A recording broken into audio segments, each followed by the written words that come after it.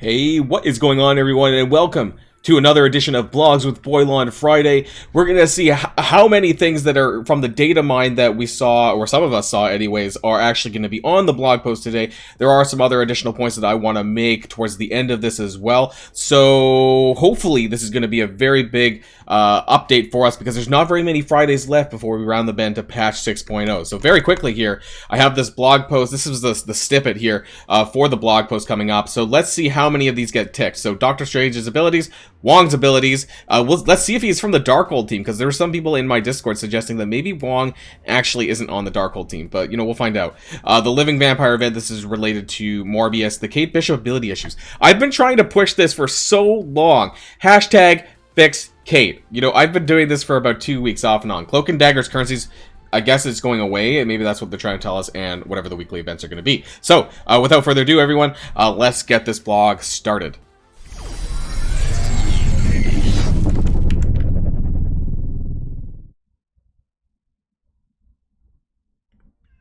Alright, and here we have it.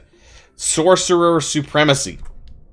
With Evil Strange, or Doctor Strange Heartless. A lot of people were wondering what the hell that's about and why it's called that. Maybe it's a copyright problem or a licensing problem.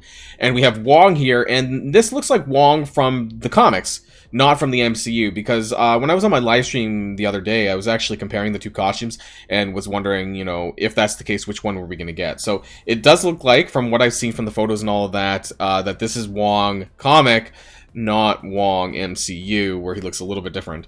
And of course we have the What If Strange. So let's get to things. So Morgan Le Fay won't be the only sorcerer on the Darkhold team worthy of the Eye of Agamotto, as Doctor Strange Heartless. I don't know where they came up with this. And Wong will be joining. Okay. Anyone who thought Wong would be on a different team, no, Wong is on the Darkhold. I thought this was kind of weird because Wong, as far as I'm aware, never actually held the Darkhold, so it feels like they're kind of just shoving him on the team. Yeah, there's some like loose connections here, but I feel like it would have been better with OG Strange, but okay. So let's see. I'm not going to go through the lore.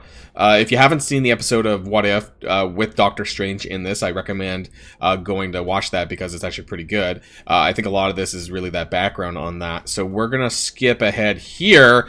Doctor Strange Heartless will be arriving on Nexus Earth as a Darkhold blaster. I called this one. It's in my Discord. I said, I bet you Strange is going to be a blaster, because, you know, the original Strange is a support character. This new one, probably going to be the damage dealer, or a damage dealer, because we already have two controllers. He's going to have a particularly high resistance stat, specializes in fortifying the Darkhold allies and walloping enemies with hard-hitting attacks. I remember from like the final episode of What If, hopefully this, maybe it's a spoiler, but he does a lot of like buffing, kind of like armor stuff, so we'll see if that carries over here. The ultimate ability, Demonic Embrace, has the capability to do tremendous damage. Doctor Strange Heart... Okay. We're just going to call him Strange. Strange 2. Strange 2 also grants barriers to any Darkhold allies on their turn, and once he gains charged from his ultimate ability, he'll give massive amounts of barrier to his entire team, as well as provide himself with some healing to sustain him in battle. Okay, so he's got some sustain as well. That's good.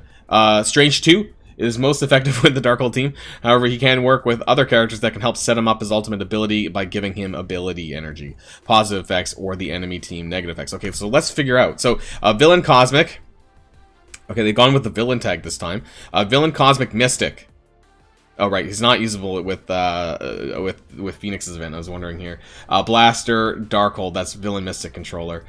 Basic Supreme Blast, attack primary target and adjacent targets. Wow, that's like up to like 3 or more targets for 280% piercing plus flip 2 positives to negatives. Holy shit.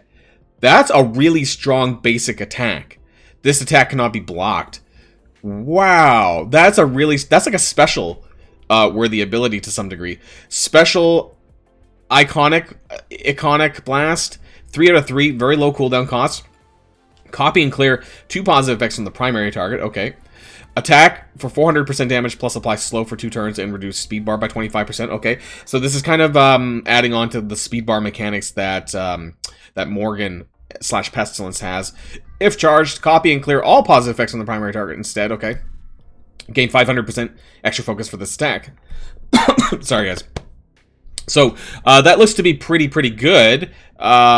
Single target damage, though. Single target attack doesn't really impact anyone else, though. So that's probably why it's on a low cooldown. Let's talk about this ultimate, though. It's pretty bland, actually, in terms of bullet points.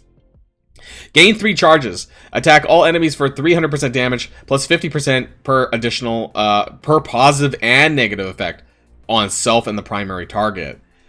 So that's interesting.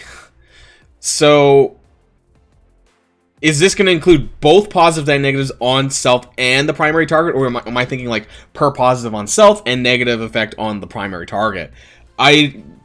Let me know in the comments down below which one you think it's going to be. I think this has a potential to be a bit wonky. Is it how it's stated? Is it, you know what I mean, right? You know, with Marvel Strike Force, like, is it actually how it's said?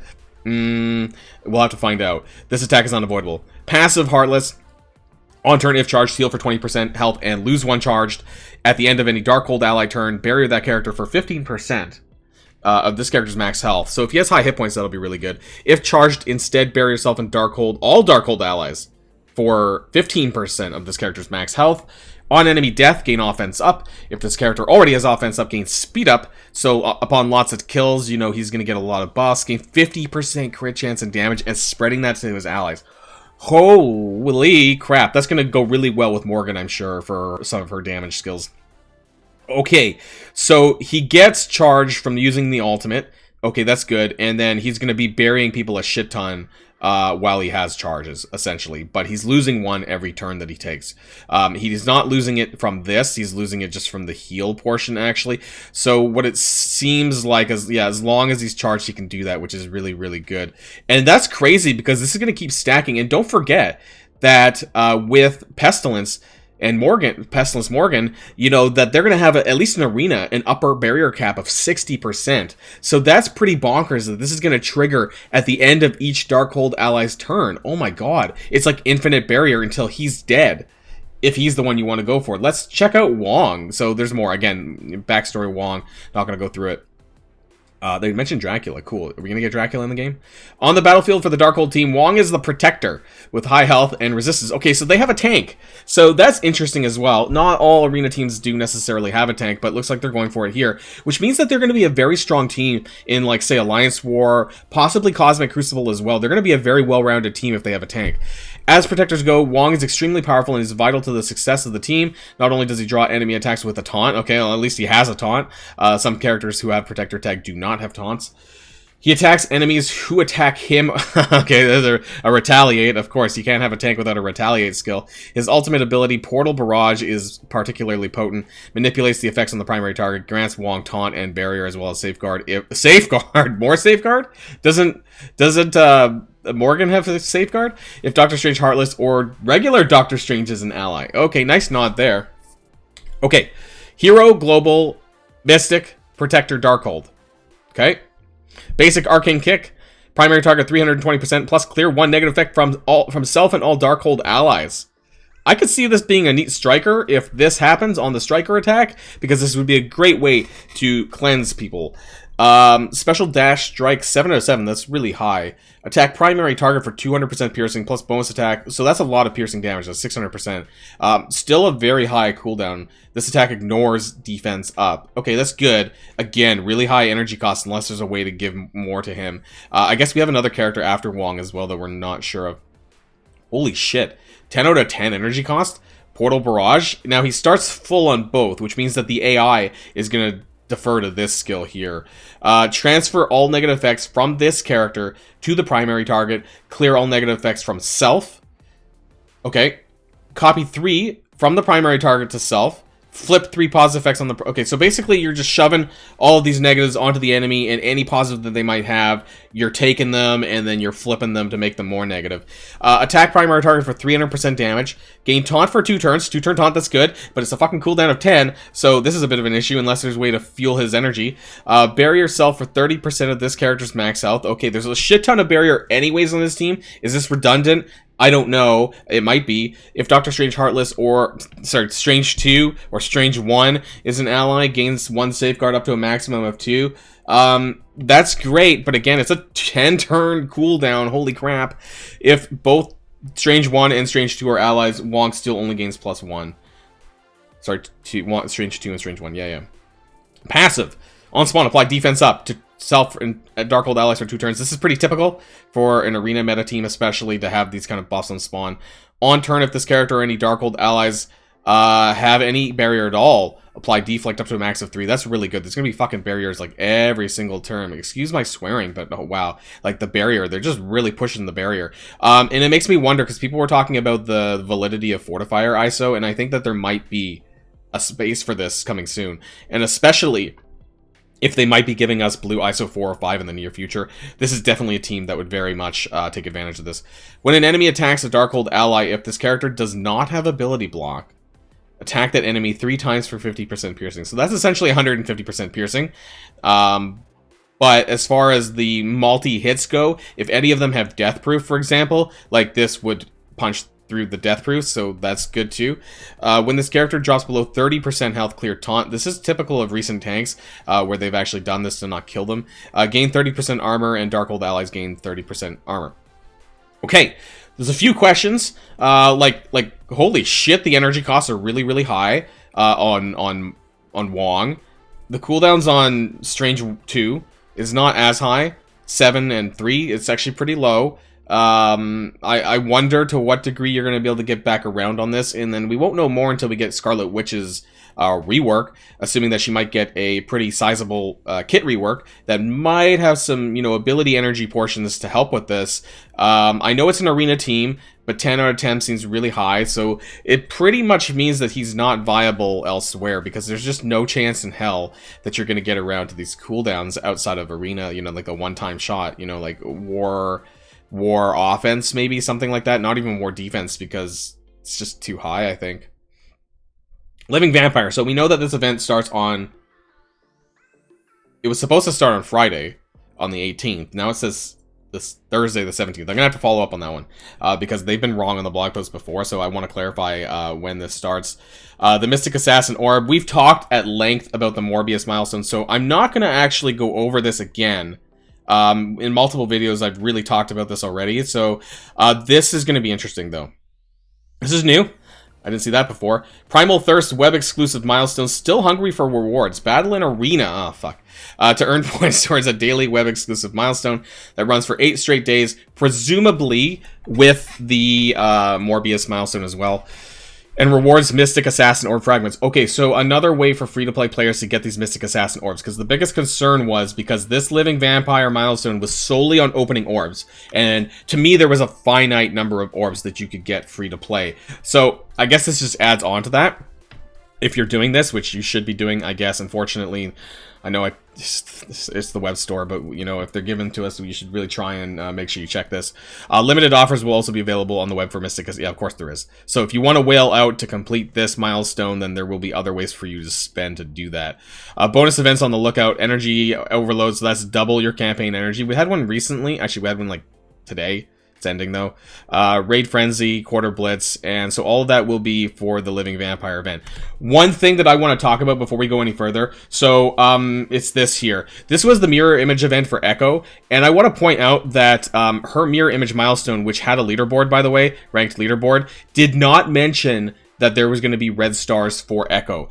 I think there's a very high chance that the leaderboard for the Living Vampire event actually may contain Morbius red stars, based on the fact that they never mentioned it here, and we didn't find out until it went live. So I think that's going to happen. That being said, I already pulled my red stars, but if there's any of you that pulled really shittily, is that a word? Pulled really shit on the Morbius red stars, then maybe there will be hope that you might be able to get a 4 red via the event, because if it does have a leaderboard, that will also tell us going forward for future events that, yes, even though it doesn't say here, that there's a good chance, especially if it's identical to the Echo and Morbius sort of leaderboard, milestones, that kind of stuff, that they may have red stars as well. So I just wanted to throw that out there. Let's talk about #FixKate. An issue was discovered regarding Kate Bishop with part of her passive ability, Stubborn Defiance, where she should always attack a random enemy and apply Blind and Slow when an ally or herself drops to less than 50%, but is currently only happening in war. This action is intended to occur during all game modes and will be correct. Okay, so this is interesting. When an ally or herself, I'm pretty sure they clarified to me that this was not going to happen when she drops under 50%, only her team. So this needs to be clarified again. so I fully understand exactly what is being fixed, because they told me that it was not going to work when she drops under 50% health, because if that's the case, then that might make her more viable in Doomray Tech, and we really need to understand what the hell is going on. So, you know, after 2 weeks of hashtag fix Kate, apparently they still managed to get the blog language wrong, and I need to double back to the Envoy channel and figure out which is actually accurate. So an update will be coming on that one as well. Legendary events coming. We have Invisible Woman. I thought that was supposed to come last Saturday. Like it was in last week's blog post. No, what the hell? Oh wait, what's going on? She'll drop from. Oh, she's becoming permanent. Oh, great. Okay, well, it didn't really matter then, I guess. So, and it'll be a 4-star unlock. Okay, I almost skimmed past that. Doc Ock is becoming the more frequent legendary event, rotating every 6 weeks. So that's good. That's being dropped down. All right, I'm okay with that. Improvements to Orange Gear Finder offer. Oh, God.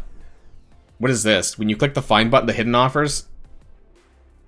I can't believe they're even, like, telling us about that. Oh my god. Cloak and Dagger. Make sure you're remaining star credit. Okay, yeah, so basically just leaving. That's not important. Weekly events. Double shards. Double shards. Phoenix is coming back. Dark Dimension 5 Blitz for Kestrel, apparently. Maria Hill Blitz. That's good. That's actually really good. Maria Hill Blitz is really, really good, actually. So, make sure you try to do well on that, because that's War Store currency. Payday Flash event, yeah, so all of that there. Okay, so some good stuff. Some stuff regarding the new characters, Wong and Strange 2. Really high cooldowns on Wong. I'm gonna have to digest this a little bit further, and then we have to find out what the rework's gonna look like for Scarlet Witch, and who that 5th character might be for the Darkhold team. Let me know in the comments down below who you think that might be. Is it going to be Chthon? Is it going to be Mephisto? Is it going to be Werewolf by Night? Who's it gonna be? Man-Thing? Let me know in the comments down below who you think you're guessing is gonna be for the 5th member of the Darkhold team. Are we gonna get it next patch? Some people are saying maybe we'll get Blade, and then maybe we'll actually get the final member of the Darkhold in the patch after. But that remains to be seen. So until next time, everyone, enjoy your weekend, and stay safe and healthy, and I'll see you all later. Boilon signing out.